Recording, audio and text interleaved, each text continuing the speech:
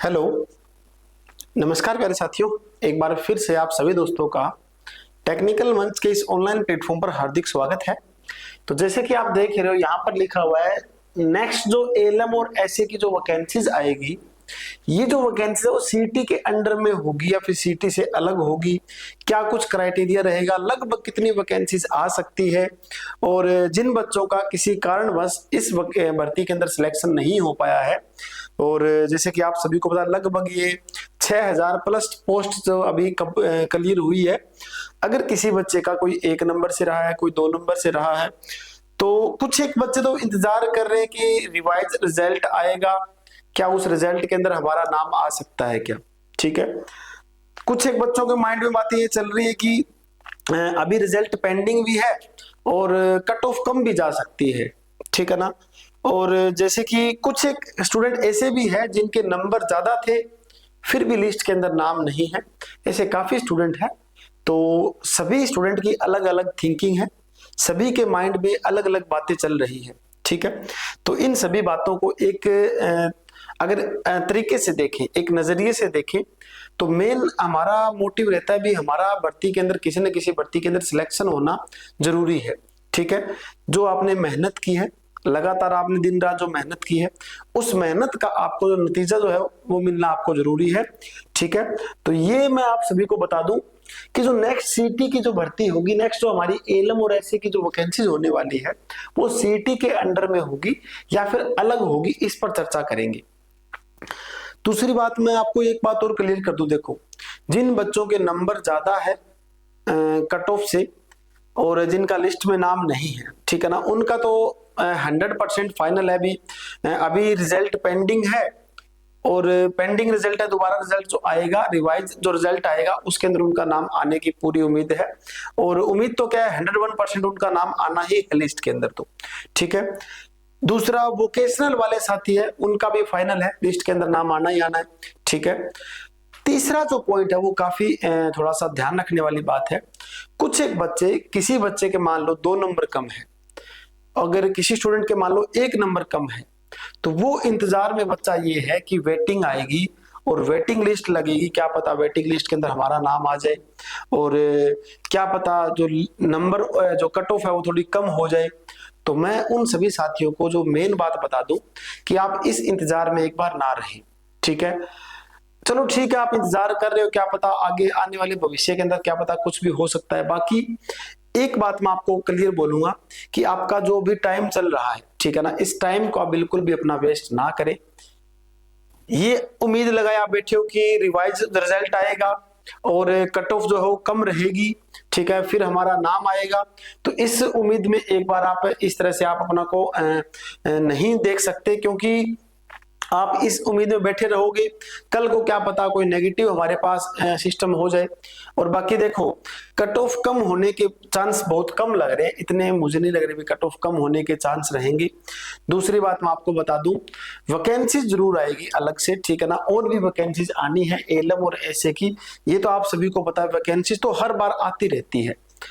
और क्योंकि देखो कोई भी डिपार्टमेंट है, गवर्नमेंट जो सिस्टम होता है आप सभी को पता है, धीरे धीरे सभी का प्रमोशन भी होता रहता है और नीचे से अलग से जो और भी वैकेंसीज क्या है डिपार्टमेंट है वो करता रहता है। ठीक है, और एलएम की तो मैं आपको बताऊं वैकेंसीज के बारे में, आप सभी ने देखा है 2011 के अंदर, 12 के अंदर, उसके बाद फिर क्या 16 के अंदर ऐसे लगे थे, फिर उसके बाद क्या 19 में हुई, फिर आपको पता है अभी जो 24 में वैकेंसीज क्लियर हुई है। तो ये तो चलता रहेगा दौर, कोई बात नहीं, टाइम लग जाता है, 12-6 महीने लग सकते हैं, और आगे तो चुनाव भी है आप सभी को पता है, तो वैकेंसीज तो बिल्कुल बनती है, आप सभी को पता भी रहेगा।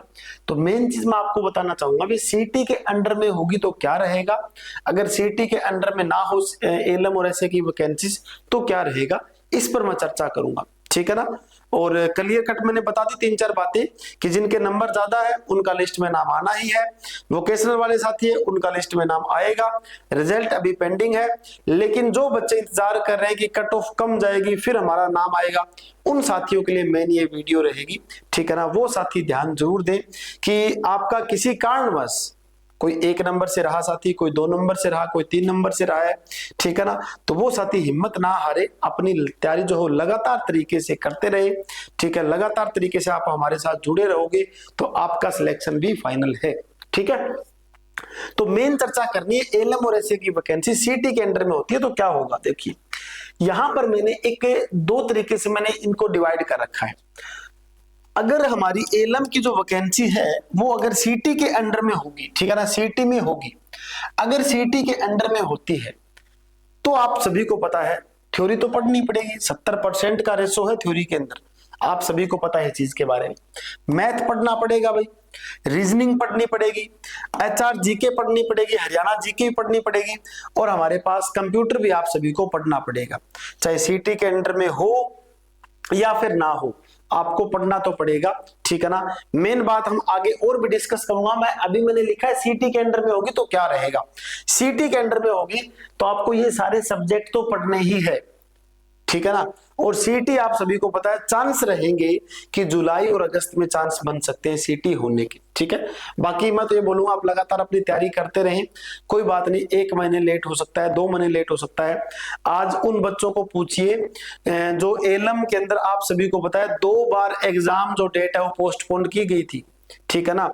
और कुछ एक बच्चों ने तो क्या है जो तैयारी करनी छोड़ भी दी थी, और कुछ एक बच्चे लगातार लगे रहे, तो आज उनको बढ़िया क्या है नतीजा मिला हुआ है।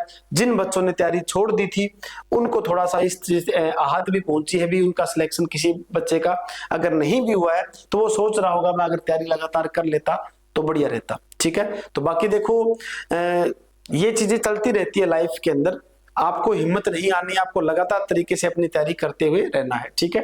तो अगर सीटी में होती है वैकेंसीज एलएम और एसए की तो electrician theory, math, reasoning, HRG के कंप्यूटर, ये सारे सब्जेक्ट आपको पढ़ने पड़ेंगे, ठीक है। तो पहला पॉइंट तो हमारे पास ये। दूसरा पॉइंट मैंने लिखा है सीटी में नहीं होगी। अगर हमारी एलएम और एसए की वैकेंसी सीटी में नहीं होती है तो आप बोलोगे सर फिर दोबारा आपने वही चीज लिख दी, electrician theory, Haryana GK, computer, math, reasoning, तो दोबारा से लिखने की क्या जरूरत थी। तो मैं आप सभी से एक सवाल करना चाहूंगा। देखो आपके माइंड में काफी बातें चलती रहती है, कुछ एक बच्चे मुझे पूछते भी हैं और मैसेज भी कर रहे थे क्या सर नेक्स्ट जो वैकेंसी वो सीटी के अंडर में होगी या नहीं होगी। तो आप अपने दिमाग में एक बात बिठा लीजिए, सीटी के अंडर में हो या ना हो, पढ़ाई तो आपको करनी पड़ेगी। और ये जो आपको सबसे बड़ा जो पॉइंट दिखाई दे रहा है इलेक्ट्रिशियन थ्योरी का, इससे तो आपको जो है पढ़ना पड़ेगा, इसको आपको पढ़ना पड़ेगा थ्योरी को। हरियाणा जीके पढ़नी पड़ेगी, मैथ, रीजनिंग, कंप्यूटर ये भी पढ़ने पड़ेंगे, चाहे सीटी के अंडर में हो या ना हो। तो मैं तो ये वीडियो बनाने का मेरा मेन मकसद है भी आपकी अभी आंखें खुल जाए तो अच्छी बात है, आप अपनी तैयारी लगातार तरीके से जुट जाओगे, ठीक है ना। क्योंकि कुछ एक बच्चे थे जिनका सिलेक्शन 2019 की वैकेंसीज में नहीं हुआ, तो उनको लगातार मेरे साथ मैंने जोड़े रखा और उनका इस भर्ती के अंदर सिलेक्शन हो गया। कुछ बच्चे ऐसे भी हैं जिनका इस भर्ती में सिलेक्शन ना हो पाया हो किसी कारणवश, ठीक है, तो उनको हिम्मत नहीं हारनी है, वो साथी मेरे साथ जुड़े रहे, उनका भी सिलेक्शन निश्चित होगा। तो उन सभी के लिए मेन वीडियो ये है भी आप अपनी तैयारी करते रहो, ठीक है। तो मेन हमारा मोटिव क्या रहेगा, जो वैकेंसीज है वो हमारे पास अगर सीईटी के अंडर में होती है, ठीक है, सीईटी के अंडर में हो या फिर ना हो, आप सभी को पता है आप सभी को जो पढ़ाई है वो तो आप सभी को करनी ही पड़ेगी, ठीक है ना। पढ़ाई तो करनी पड़ेगी, इलेक्ट्रिशियन थ्योरी आपको पढ़नी पड़ेगी, मैथ आपको पढ़ना पड़ेगा, रीजनिंग आपको पढ़नी पड़ेगी, हरियाणा जीके आपको पढ़नी पड़ेगी, ठीक है ना। तो इन चीजों से आप दूर नहीं भाग सकते। और सिलेक्शन लेने का या सफलता पाने का कोई शॉर्टकट तो है नहीं, आप सभी को पता है।